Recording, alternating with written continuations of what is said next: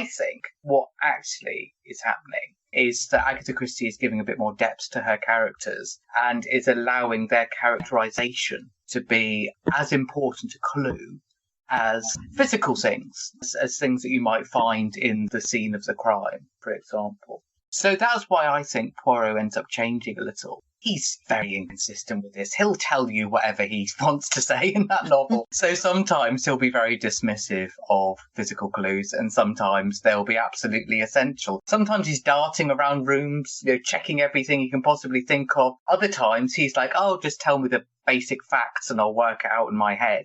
It sort of depended on the story that I think Agatha Christie was wanting to tell. But yeah, there is a definite change in Poirot. And he suddenly becomes really interested in crime fiction by the time we get to the 1960s as well. So I think there's a bit of a link between him and what Agatha Christie was actually doing when she was reading a lot of crime fiction. We're going to cut the interview off right there. It was such an interesting talk with Mark Aldridge that we decided we would make this into a 2-part episode. Be sure and tune in next week to hear the continuation of our talk. And now, trivia. Last week's question was, which mystery novel has sold the most copies of all time? A, And Then There Were None by Agatha Christie. B, The Big Sleep by Raymond Chandler. C, In Cold Blood by Truman Capote. Or D, The Woman in White by Wilkie Collins. The answer is A, And Then There Were None. It's impossible to talk about mystery novels without immediately thinking of Agatha Christie.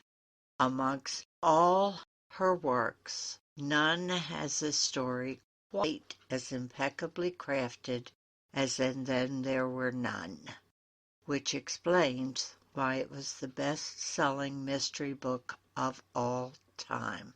This week's question is, which best-selling mystery author began her career as a reporter editing TV listings? A, Sharon McCrum.